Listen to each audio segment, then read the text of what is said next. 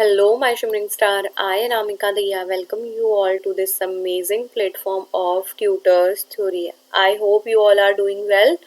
And this our today's topic is from the Unit 2 of Mathematics Education from DLED first year of DLED first year.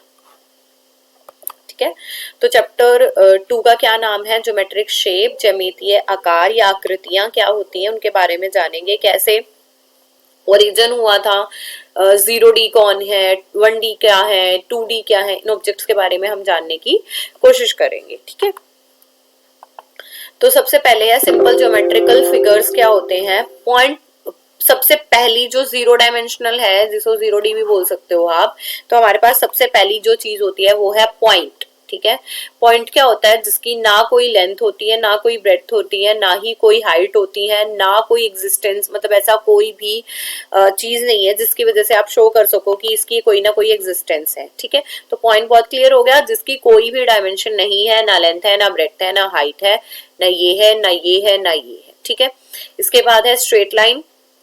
Straight line क्या होती है? Do not have length, मतलब इसकी कोई definite length नहीं है और कोई भी ब्रेड्थ भी नहीं होती, और लाइन के कोई भी एंड पॉइंट भी नहीं होते, हम इसे चाहे जितना एक्सटेंड कर सकते हैं, तो ये हमारा स्ट्रेट लाइन कहलाएगी। तो इसे आप 2 कैपिटल लेटर, ओके। तो लाइन सेगमेंट में क्या होता है? लाइन सेगमेंट को आप दोनों साइड एक्सटेंड कर सकते हो। तो देखो, या तो 2 कैपिटल लेटर से ऐसे लिख सकते हो लाइन को डिनोट करने के लिए कि A B is a line, या फिर ऐसे लिख सकते हो कि this one is a line, small letter से। इसके बाद आती है पैरेलल लाइन। वो लाइन जिनका डिस्टेंस सेम रहेगा, चाहे हम किसी भी डायरेक्शन में उनकी इलेबोरेशन कितनी भी कर लें, तो वो हमारी पैरेलल लाइंस कहलाती हैं। The draw two line A be in CD such that distance between the lines remain same in every direction. उन किसी भी दिशा में खींचने पर भी उनका जो डिस्टेंस है, उनकी जो दूरी है वो सेम रहेगी, तो वो हमारी पैरेलल लाइंस कहलाएंगी। ठीक है, सेम प्लेन नेवर इंटरसेक्ट, कभी भी एक दूसरे के साथ इंटरसेक्ट नहीं करती हैं। ऑलवेज द सेम डिस्टेंस, हमेशा सेम डिस्टेंस पे रहती है। सेम स्लोप, उनका स्लोप भी सेम रहेगा। ये देखो स्लोप भी सेम है, इन्हें इस सिंबल से डिनोट किया जाता है। एंड रेल रोड ट्रैक वगैरह इसके एग्जाम्पल है। ठीक है, देन इसके बाद आती है हमारी line segment. Line segment have the 2 end point, इनके line segment have the 2 end point, और इनके एंड पॉइंट की वजह से ही हम इनकी लेंथ भी निकाल सकते हैं। ठीक है, तो ये 1D डायमेंशन की बात कर रही हूँ मैं, 1 डायमेंशन ऑब्जेक्ट्स की। इसके बाद आती है रे में एक एंड पॉइंट होता है और दूसरे पॉइंट को आप किसी भी डायरेक्शन में इनफाइनाइटली कितना भी बढ़ा सकते हो। तो क्या समझ आया है? पॉइंट जिसका कोई भी डायमेंशन नहीं है, जस्ट पोजीशन है, कहीं रखा हुआ पड़ा हुआ जो चीज है हमारी, वो पॉइंट है। उसके बाद लाइन किसी भी कोई एंड पॉइंट नहीं है, कोई बिगिनिंग पॉइंट नहीं है, किसी भी डायरेक्शन में कितना भी एक्सटेंड कर सकते हो। लाइन सेगमेंट का एंड पॉइंट है, इसकी लेंथ भी होती है। रे का एक एंड पॉइंट है और दूसरे पॉइंट को आप कहीं तक भी बढ़ा सकते हो। This one is a line segment, this one is a ray and this one is a line. Clear हो गया होगा अब तक आपको। इसके बाद आते हैं लीनियर एंगल। जब किसी पॉइंट पे 2 लाइन इंटरसेक्ट कर रही होती है, तो उनके बीच में जो इंटरसेक्शन बनता है वही हमारा क्या कहलाता है? Linear angle. और the sum of angles of linear pair is always equal to be, कितना होना चाहिए? 180 होना चाहिए। जैसे अगर मैं इसकी बात करूं, अगर मैं इसे सीधा एक्सटेंड कर लूं, तो ये हमारे लीनियर पेयर पे हमारी जो एंगल है वो 180 ही होगा। अगर इसकी बात करूं, ये टोटल एंगल भी कितना हो जाएगा? 180। अगर मैं इसको यहाँ से बना दूं, तो ये वाला भी हमारा 180 होना चाहिए। अगर इसके एक्सटेंशन यहाँ से कर दूं, तो ये हमारा टोटल भी 180 ही होगा। तो लीनियर पेयर मतलब एक लाइन पे जो भी एंगल आप बना रहे हो, इनके पेयर्स का हमेशा सम कैसा होगा? 180 ही होगा। देन इसके बाद आता है परपेंडिकुलर। परपेंडिकुलर बहुत सिंपल है, जब 2 लाइन एक दूसरे से इंटरसेक्ट कर रही है, किस पे? 90 डिग्री के एंगल पे, तो वो हमारा क्या कहलाती है? परपेंडिकुलर कहलाती है। ठीक है, इसके अंदर क्या है? लाइन है, एक प्लेन है, और उन दोनों प्लेन के बीच में, दोनों लाइन के बीच में वो क्या कर रहे हैं? इंटरसेक्ट कर रहे हैं। दोनों सेम प्लेन पे होंगे, ऑलवेज इंटरसेक्ट, और इंटरसेक्ट एट व्हाट? हमारे 90 डिग्री पे करेंगे। स्लोप ये होगा, आपको स्लोप जानने की कोई जरूरत नहीं है, इस सिंबल से डिनोट करते हैं। और letter T is an example of what? Perpendicular line. इसके बाद है ट्राइंगल। ट्राइंगल क्या होता है? एक पॉलीगन है। पॉलीगन का मतलब पॉलीगन पोली मतलब हमारे नंबर ऑफ गन मतलब साइड। तो पॉलीगन क्या होता है? जिसकी 3 एजेस हैं और 3 ही वर्टेसेस हैं, वो हमारी क्या कहलाती है? पॉलीगन कहलाती है। और the sum of all angles of a triangle is what? 180। हमारी ट्राइंगल के त्रिभुज के तीनों कोणों का क्या होगा? सम क्या होगा? 180 डिग्री होगा। ठीक है। एंड एक चीज आपको और मेंशन करनी है कि it one is a closed figure. ये क्लोज्ड फिगर है। 3 लाइन आपको ऐसे ही कहीं नहीं बना देनी है, ऐसे नहीं बना देने, क्लोज फिगर में ही बनेगी। ठीक है। इसके बाद आ जाओ कि क्लासिफिकेशन क्या होता है। क्लासिफिकेशन में हमारे पास दो टाइप से क्लासिफिकेशन है, on dependent on the side, या आप बोल सकते हो कि उनकी जो साइड्स है उन पे डिपेंड करता है, and on dependent on the angles. तो सबसे पहले अगर मैं बात करूं एंगल्स पे, तो जब एंगल्स 90 डिग्री से छोटे रहते हैं तो वो हमारे क्या कहलाते हैं? Acute angle. जब हमारे 90 डिग्री से कैसे रहते हैं? बड़े रहते हैं, तो वो हमारे ऑब्ट्यूज एंगल कहलाते हैं।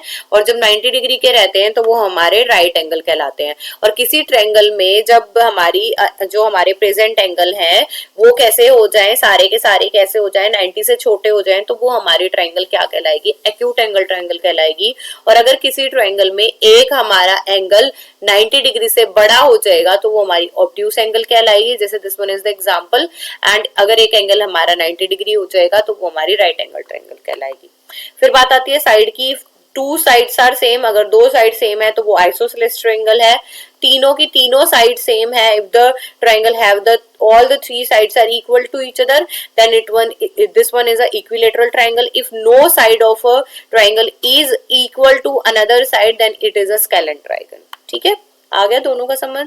इसके बाद आता है क्वाड्रिलेटरल। क्वाड्रिलेटर देखो, अब इसमें मैं क्या बात कर रही हूँ? 2D ऑब्जेक्ट्स की बात कर रही हूँ। Triangle is also a 2D object, quadrilateral is also a 2D object, जिसके डायमेंशन 2 है।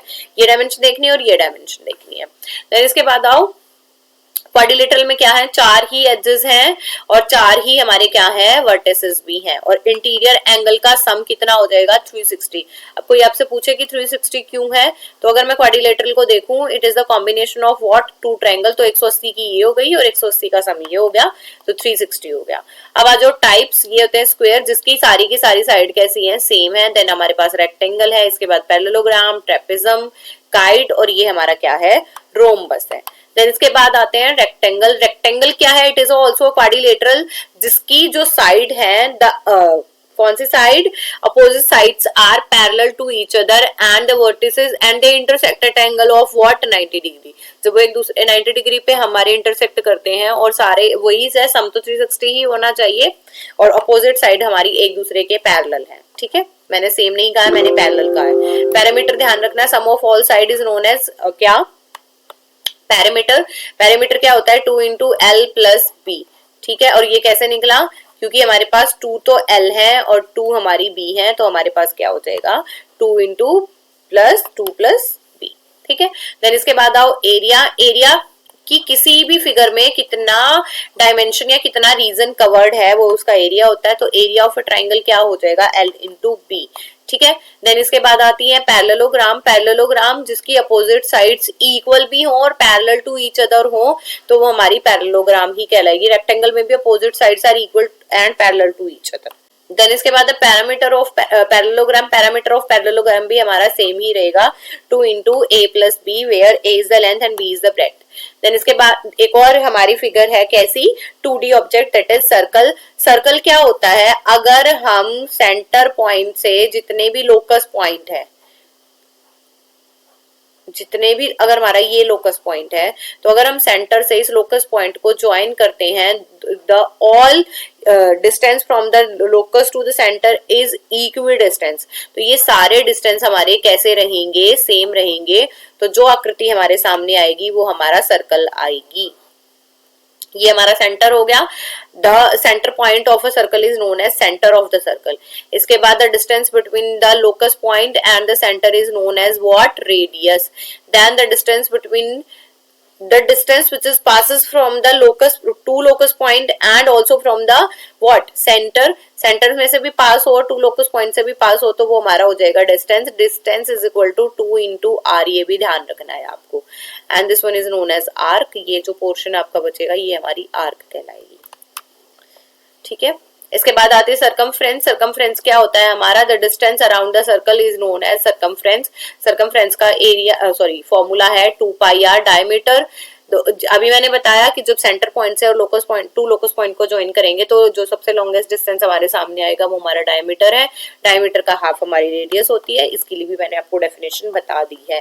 Then area of circle is 2 pi R square, where R आपकी 22/7 भी हो सकती है और 3.14 भी हो सकती है, आपको ध्यान रखना है ये। So it is about the 2.2। इसको कैसे करना है, अगर क्वेश्चन आ जाए तो कैसे करोगे आप, what do you mean by geometric shape, तो आपको शुरू से एंड तक 0 से लेकर 2D तक बतानी है।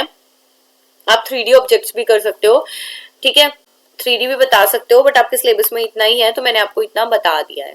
ठीक है, और इनको लिखना कैसे है, तो आपको बेटा एग्जांपल दे के लिखने हैं। अगर पैरामीटर बताना है तो भी आप एग्जांपल दे के बताओगे, इससे आपकी इलेबोरेशन बढ़ेगी, आपके क्वेश्चन की लेंथ बढ़ेगी और आपके मार्क्स भी श्योरली बढ़ेंगे। तो ये ध्यान रखना है और पेपर की प्रेजेंटेशन बहुत अच्छे से रखनी है। So keep going, keep growing and keep learning my dear students. Bye bye, take care.